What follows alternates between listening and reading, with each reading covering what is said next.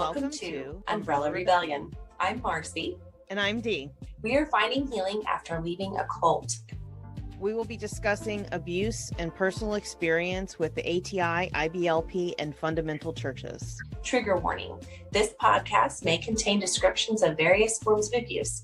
Please take care for your safety and well-being while you are listening. If the content becomes too much for you to handle, please turn this off. We hope to expose harmful teachings that lead to and justify abuse, with the hope that those that are experiencing abuse can find support and escape from it.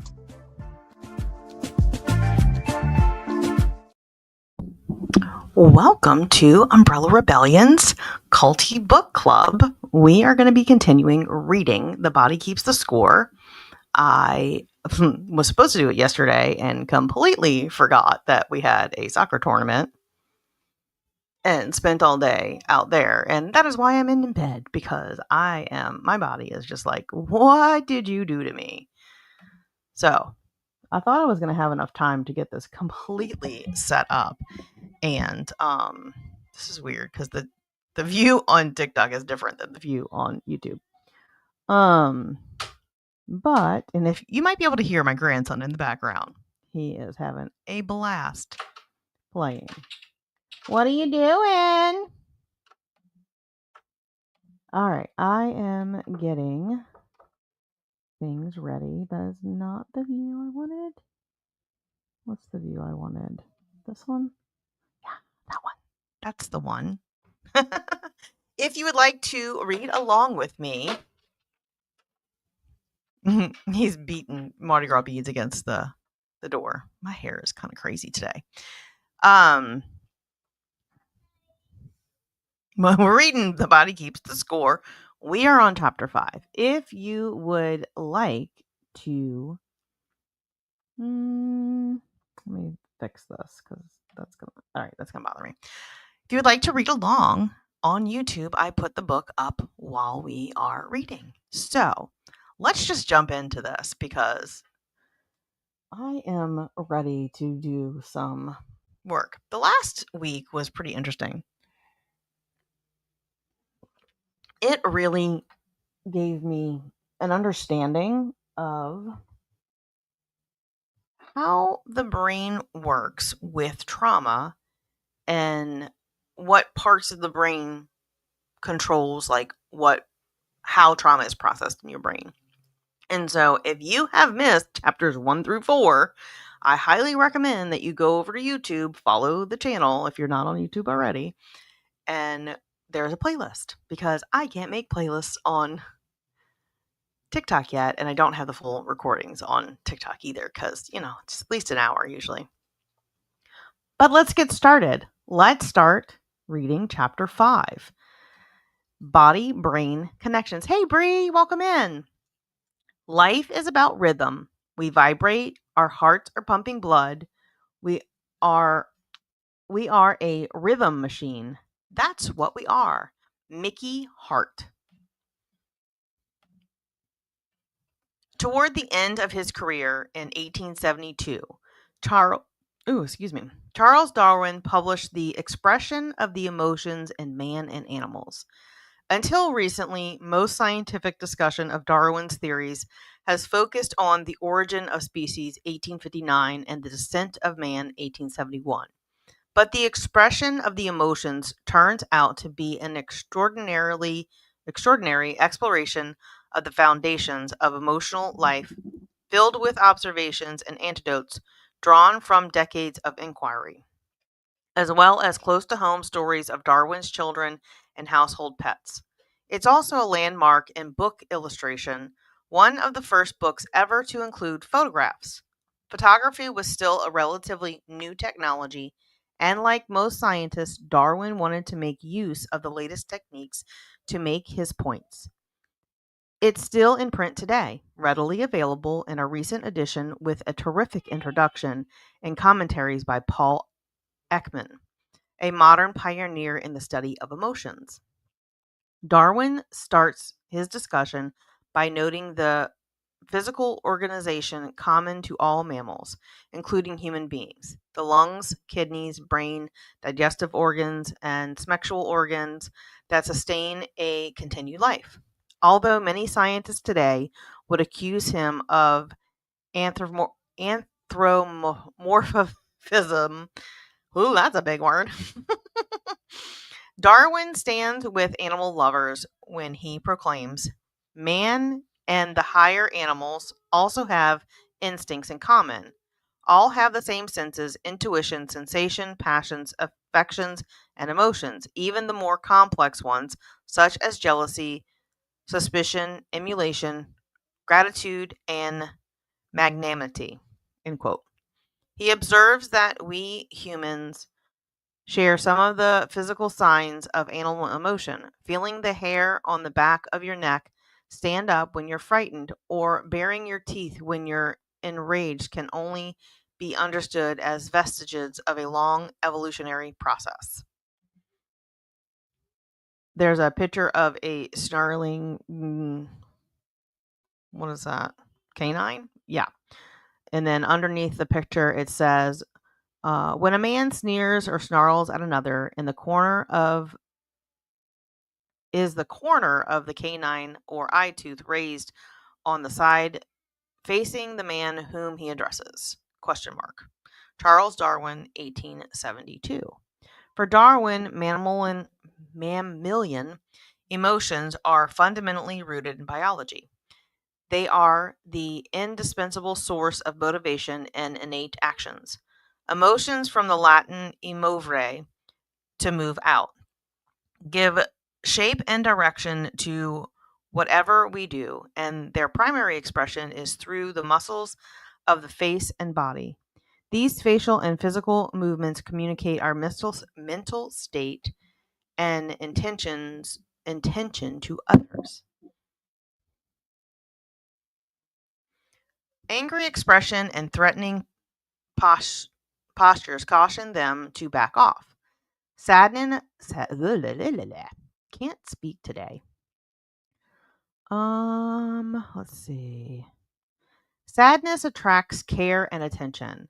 Fear signals helplessness or alerts us to danger. Reading the body keeps the score. Any gifts donated today will be going to a local food pantry. We instinctively read the dynamic between two people simply from their tension or relaxation. Their postures and tone of voice, their changing facial expressions. Watch a movie in a language you don't know, and you can still guess the quality of the relationship between the characters. We often can read other mammals, monkeys, dogs, horses, in the same way, unless you're autistic and cannot read facial expressions. Darwin goes on to observe that the fundamental purpose of emotions is to initiate movement that will restore the organism to safety and physical equilibrium. Here is his comment on the origin of what today we would call PTSD. Behaviors to avoid or escape from danger have clearly evolved to render each organism competitive in terms of survival, but inappropriately prolonged escape or avoidance behavior would put the animal at a disadvantage, in that successful species prevention demands reproduction, which in turn depends upon feeding, shelter, and matching activities, of all of which are reciprocals of avoidance and escape. In other words, if an organism is stuck in survival mode, its energies are focused on fighting off unseen enemies, which leaves no room for nurture, care, and love. For us humans, it means that as long as the mind is defending itself against invisible assaults, our closest bonds are threatened, along with our ability to plan, play, learn, and pay attention to other people's needs. Darwin also wrote about body-brain connections that we are all exploring today. Intense emotions involve not only the mind, but also the gut and the heart. Open quote, heart, guts, and brain communicate intimately via the pneumogastric nerve, the critical nerve involved in expression and management of emotions in both humans and animals. When the mind is strongly excited, it instantly affects the state of the viscera, so that under excitement there will be much mutual action and reaction between the two most important organs of the body. End quote. Reading The Body Keeps a Score. All gifts today will be donated to a local food pantry. The first time I encountered this passage, I reread it with growing excitement. Of course, we experience our most devastating emotions as gut-wrenching feelings and heartbreak. As long as we register emotions primarily in our heads, we can remain pretty much in control. But feeling as if our chest is caving in or we've been punched in the gut is unbearable. We'll do anything to make these awful visceral sensations go away, whether it is clinging desperately to another human being, rendering ourselves insensible with drugs or alcohol, or taking a sharp object to the skin to replace overwhelming emotion with definable sensations. How many mental health problems How many mental health problems, from drug addiction to self-injurious behavior, start as attempts to cope with the unbearable physical pain? Unbearable. Hold on, that wasn't a complete sentence. It was split on the page. From drug addiction to self-injurious behavior, start as attempts to cope with unbearable physical pain of our emotions. If Darwin was right, the solution requires finding ways to help people alter the inner sensory landscape of their bodies.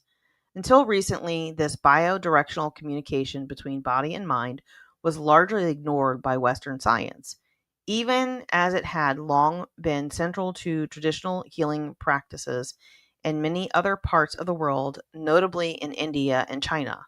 Today, it is transforming our understanding of trauma and recovery. A window into the nervous system. All of the little signs we instinctively register during a conversation, the muscle shifts and tension in the other person's face, eye movements and pupil dilation, pitch and speed of the voice, as well as the fluctuations in our own inner landscape, salivation, swallowing, breathing, and heart rate are linked by a single regulatory system. All are a product of the synchrony between two branches of the autonomic nervous system, ANS. The sympathetic, which acts as the body's accelerator, the parasympathetic, which serves as its brake. These are the reciprocals Darwin spoke of, and working together, they play an important role in managing the body's energy flow, one preparing for its expenditure, the other for its conversion. The sympathetic nervous system, SNS, is responsible for arousal, including the fight or flight response, Darwin's escape or avoidance behavior. Almost 2,000 years ago, the Roman physician Galen gave it the name sympathetic because he observed that it functioned with the emotions, sympathos. The SNS moves blood to the muscles for quick action, partly by triggering the adrenal glands to squirt out adrenaline, which speeds up the heart rate and increases blood pressure. The second branch of the ANS is the parasympathetic against emotions nervous system, PNS, which promotes self-preservative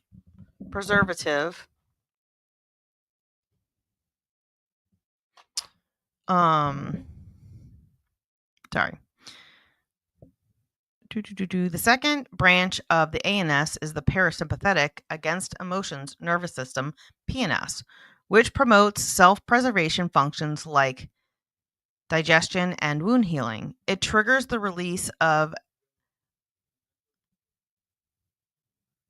acetylcholine. I'm sorry if I mispronounced that incorrectly. To put a brake on arousal, slowing the heart rate down, relaxing muscles, and returning breathing to normal, as Darwin pointed out, open quote, feeding, shelter, and matching activities, end quote, depending on the PNS. There is a simple way to experience these two systems for yourself. Whenever you take a deep breath, you activate the SNS.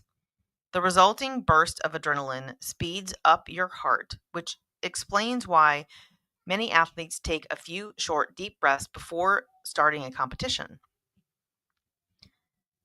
Exhaling in turn activates the PNS, which slows down the heart rate. If you take a yoga or a meditation class, your instructor will probably urge you to pay particular attention to the exhalation, since deep, long breaths out help calm you down. As we breathe, we continually speed up and slow down the heart. And because of that, the interval between two successive heartbeats is never precisely the same. A measurement called heart rate variability, HRV, can be used to test the flexibility of the system. And good HRV, the more fluctuation, the better, is a sign that the brake and accelerator in the arousal system are both functioning properly and in balance. We had a breakthrough when we acquired an instrument to measure HRV, and I will explain in Chapter 16 how we can use HRV to help treat PTSD.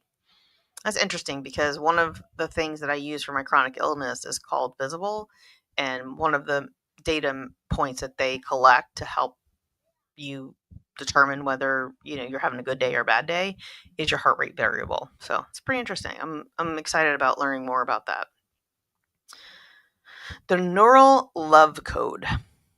In 1994, Stephen Porges, who was a researcher at the University of Maryland at the time we started our investigation of HRV, and who is now at the University of North Carolina, introduced the polyvagal theory, which built on Darwin's observations and added another 140 years of scientific discoveries to those early insights.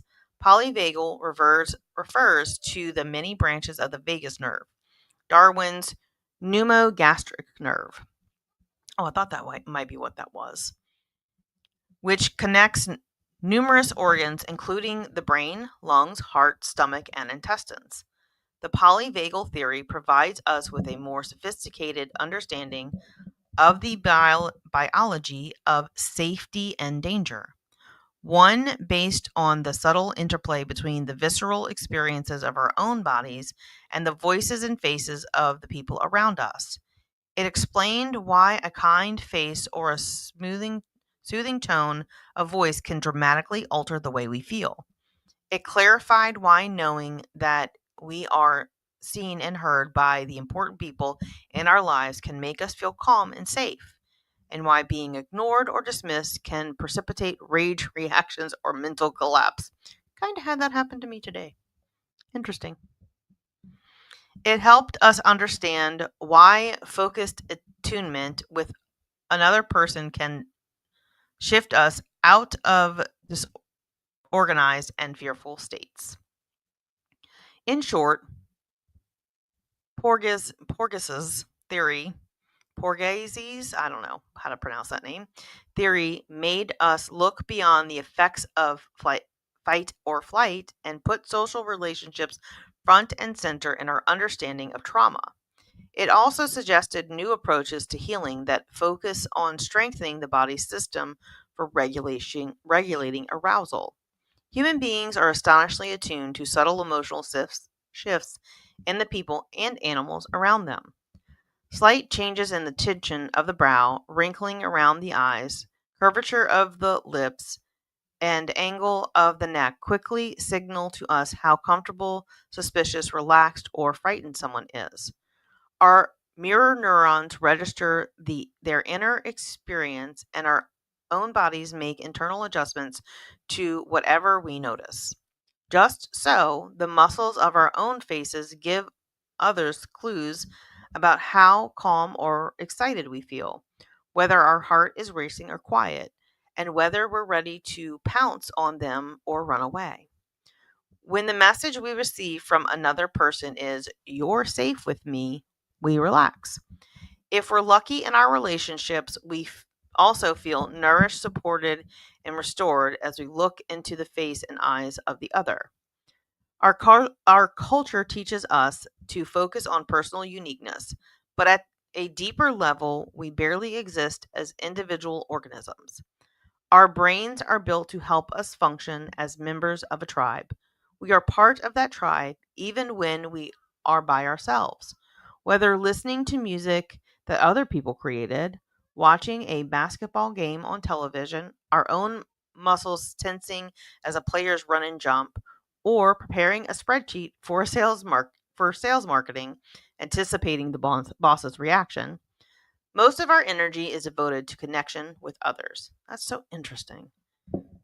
Find that very fascinating.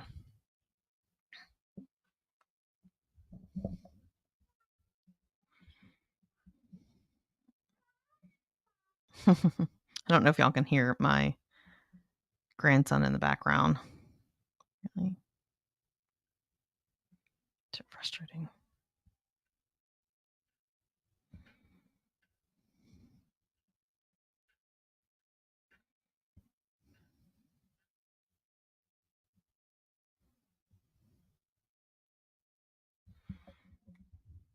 Okay.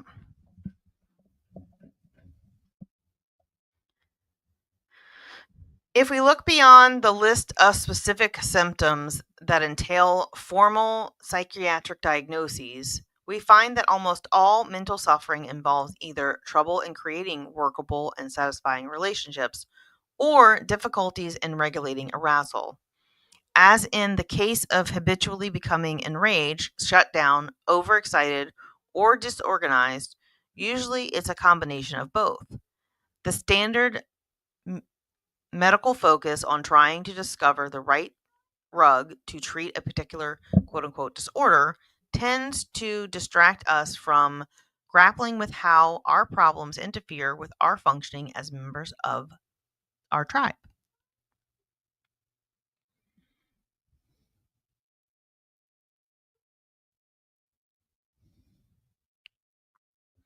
Safety and reciprocity. A few years ago, I heard Jerome Keegan, a distinguished emeritus professor of child psychology at Harvard, say to a Dalai Lama that for every act of cruelty in this world, there are hundreds of small acts of kindness and connection. His conclusion, open quote, to be benevolent rather than malevolent is probably a true feature of our species, end quote. Being able to feel safe with other people is probably the single most important lost my place. Being able to feel safe with other people is probably the single most important aspect of mental health. Safe connections are fundamental to meaningful and satisfying lives. So true. Numerous studies of disaster response around the globe have shown that social support is the most powerful protection against becoming overwhelmed by stress and trauma. As someone who has lived through a couple natural disasters, I agree. When you have the support of a community and you're not dealing with it alone, it is much more manageable. Social support is not the same as merely being in the presence of others. The critical issue is reciprocity, being truly heard and seen by the people around us, feeling that we are held in someone else's mind and heart. For our physiology to calm down, heal, and grow, we need a visceral feeling of safety. No doctor can write a prescription for friendship and love. These are complex and hard-earned capacities. You don't need a history of trauma to feel self-conscious and even panicked at a party with strangers. But trauma can turn the whole world into a gathering of aliens. It's interesting. Many traumatized people find themselves chronically out of sync with the people around them. Some find comfort in groups where they can replay their combat experiences, grape, or continued. I'll just say it. Who knows if it'll affect the algorithms. Torture with others who have similar backgrounds or experiences. Focusing on a shared history of trauma and victimization alleviates their searing sense of isolation, but usually at the price of having to deny their individual differences. Members can belong only if they conform to the common code. Isolating oneself into a narrowly defined victim group promotes a view of others as irrelevant at best and dangerous at worst, which eventually only leads to further alienation. Gangs, extremist political parties, and religious cults may provide solace, but they rarely foster the mental flexibility needed to be fully open to what life has to offer, and as such cannot liberate their members from their traumas. No, cults just keep adding it on. How do I know? Kind of was in a couple. Few. Well-functioning people are able to accept individual differences and acknowledge the humanity of others. Wow, what a book to be reading during this time period. In the past 2 decades, it has become widely recognized that when adults or children are too skittish or shut down to derive comfort from human beings, relationships with other mammals can help. Dogs and horses and even dolphins offer less complicated companionship while providing the necessary sense of safety. Dogs and horses, in particular, are now extensively used to treat some groups of trauma patients. It is amazing what a dog can do to help you heal. 3 levels of safety. After trauma, the world is experienced with a different nervous system that has an altered perception of risk and safety. Porges coined the word neuroception to describe the capacity to evaluate relative danger and safety in one's environment. When we try to help people with faulty neuroception, the great challenge is finding ways to reset their physiology so that their survival mechanisms stop working against them. This means helping them to respond appropriately to danger, but even more, to recover the capacity to experience safety, relaxation, and true reciprocity. I have extensively interviewed and treated 6 people who survived plane crashes. 2 reported having lost consciousness during the incident. Even though they were not physically injured, they collapsed mentally. 2 went into a panic and stayed frantic until well after we had started treatment. 2 remained calm and resourceful and helped evacuate fellow passengers from the burning wreckage. I found a similar range of responses in survivors of grape, car crashes, and torture. In the previous chapter, we saw the radically different reactions of Stan and Ute as they relived the highway disaster they'd experienced side by side. What accounts for this spectrum of responses, focused, collapsed, or frantic? Porges's theory provides an explanation. The autonomic nervous system regulates 3 fundamental physiological states. The level of safety determines which one of these is activated at any particular time. Whenever we feel threatened, we instinctively turn to the first level social engagement. We call out for help, support, and comfort from the people around us. But if no one comes to our aid and we're in immediate danger, the organism reverts to a more primitive way to survive: fight or flight. We fight off our attacker or we run to a safe place. However, if this fails, we can't get away, we're held down or trapped, the organism tries to preserve itself by shutting down and expending as little energy as possible. We are there in the state of freeze or collapse. This is where the many-branched vagus nerve comes in, and I'll describe its anatomy briefly because it's central to understanding how people deal with trauma. The social engagement system depends on nerves that have their origin in the brainstem regulatory centers, primarily the vagus, also known as the 10th cranial nerve, together with adjoining nerves that activate the muscles of the face, throat, middle ear, and voice box or larynx. When the ventral vagal complex, VVC, runs the show, we smile when others smile at us, we nod our heads when we agree, and we frown when friends tell us of their misfortunes.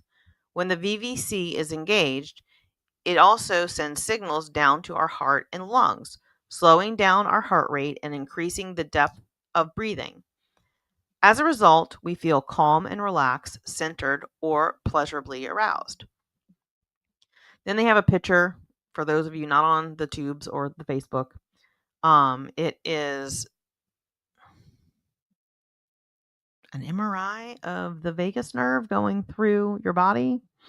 And it's showing all of the things that it branches off to. An anterior branch of the vagus nerve, and then we have the dorsal nucleus of the vagus, then the pharyngeal branch of the vagus, and that's the motor to muscles of the pharynx and the palate, sensory to lower pharynx, and then you have the trachea, esophagus, the superior laryngeal nerve, then the thoracic cardiac branch of the vagus nerve, the stomach, the pancreas, the liver, and the colon. So the vagus nerve runs through your whole entire body. One of the things that I had started doing a couple years ago when I was looking into vagal nerve stimulation to help with like calming myself down was humming or singing. And it's one of the things I did for a long time. I would sing along with a lot of stuff in like my childhood and early teens, like my early teens to 20s. And it always helps me regulate my emotions. So pretty interesting to know that there was something scientific to go along with that. The mini branched vagus. So this is the little caption underneath that picture. The vagus nerve, which Darwin called the pneumogastric nerve, registers heartbreak and gut-wrenching feelings.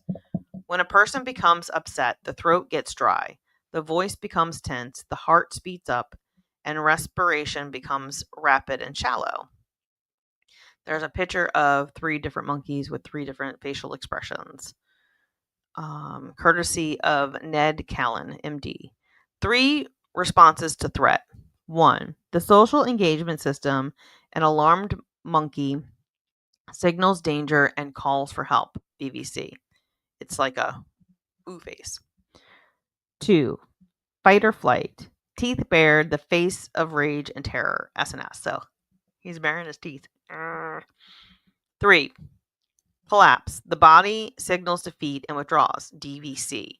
It's a monkey kind of like hunched over and like withdrawn into itself. Do you love my descriptions of these pictures in this book on TikTok because you can't see them? Any threat of our safety or social connections triggers changes in the areas innervated by the VVC. Gosh, some of these words, I'm like, I know these words, but why can't I read them? When something distressing happens, we automatically signal our upset in our facial expressions and tone of voice. Changes meant to beckon others to come to our assistance. However, if no one responds to our call for help, the threat increases and the older limbic brain jumps in. The sympathetic nervous system takes over, mobilizing muscles, heart, and lungs for fight or flight. Our voice becomes faster and more strident, and our heart starts pumping faster. If a dog is in the room, she will stir and growl because she can smell the activation of our sweat glands. Finally, if there's no way out and there's nothing we can do to stave off the inevitable, we will activate the ultimate emergency system, the dorsal vagal complex, DVC. This system reaches down below the diaphragm to the stomach, kidneys, and intestines, and that drastically reduces metabolism through the body. Hey, Phil, thank you so much. I appreciate that. Oh, you're so sweet. Thank you for the heart me. Appreciate you coming by. How are you doing? Let's see, where was I?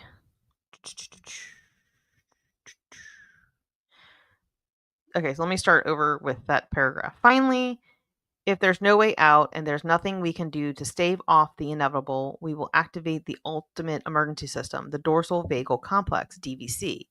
This system reaches down below the diaphragm to the stomach, kidneys, and intestines and drastically reduces metabolism throughout the body. Heart rate plunges, we feel our heart drop.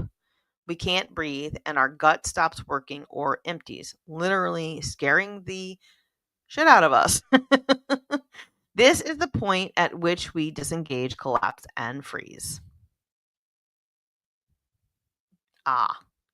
Well, thank you for stopping by. I appreciate it. Let's see. Fight or flight versus collapse. I don't know if have you ever read this book, Phil? It's pretty freaking interesting. Fight or flight versus collapse. As we saw in Stan and Oot's brain scans, trauma is expressed not only as a fight or flight, but also as shutting down and failing to engage in the present. A different level of brain activity is involved for each response. The mammalian fight or flight system, which is protective and keeps us from shutting down, the reptilian brain, which produces the collapse response. You can see the difference between these two systems at the big pet store. Kittens, puppies, mice, and gerbils constantly play around, and when they're tired, they huddle together, skin to skin, in a pile. In contrast, the snakes and lizards lie motionless in the corners of their cages, unresponsive to the environment. This sort of immobilization, generated by the reptilian brain, characterizes many chronically traumatized people, as opposed to the mammalian panic and rage that make more recent trauma survivors so frightened and frightening. Almost everyone knows that the quintessential fight-flight response, road rage, feels like a sudden threat precipitates an intense impulse to move and attack. Danger turns off our social engagement system, decreases our responsiveness to human voice, and increases our sensitivity to threatening sounds. Yet for many people, panic and rage are preferable to the opposite, shutting down and becoming dead, unalive to the world. Activating fight-flight at least makes them feel energized. That is why so many abused and traumatized people feel fully alive in the face of actual danger. When they go numb in situations, they are more complex but objectively safe, like birthday parties or family dinners. When fighting or running does not take care of the threat, we activate the last resort, the reptilian brain, the ultimate emergency system. This system is most likely to engage when the physically immobilized when we are physically immobilized, as when we are pinned down by an attacker or when a child has no escape from a terrifying caregiver. Collapse and disengagement are controlled by the DVC, an evolutionary ancient part of the parasympathetic nervous system that is associated with digestive systems like diarrhea and nausea. It also slows down the heart and induces shallow breathing. Once the system takes over, other people and we ourselves cease to matter. Awareness is shut down, and we may no longer even register physical pain. So interesting. Just like we all have talked about fight, flight, freeze, what was the other one? There's a third one, isn't there? Why can't I think of it? And just like having these descriptions and like examples of what it looks like just really helps me understand like how trauma shows up in my own life. let's see, what time is it? I have 2 people on TikTok that are here. It is 12:41. I usually go for about 45 minutes to an hour. Would anybody like to come up and have a discussion about what we are reading or anything cult recovery, trauma recovery related? Eventually, one day, I'm hoping to have more than just a few people in these lives and we can have a lively discussion or, chat or something. And, I was hoping consistency would help get more people here, but I think my days are not really that great for getting people to come. I need to figure out a different day and time. Let's see. How much longer do we have in chapter 5? Not too much longer.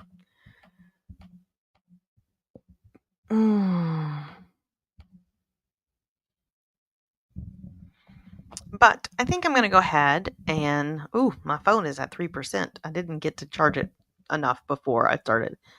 So I am going to go ahead and end this recording and we will continue with chapter 5. Please let me know if there is a day or time that you would rather do this Culty book club that works for you.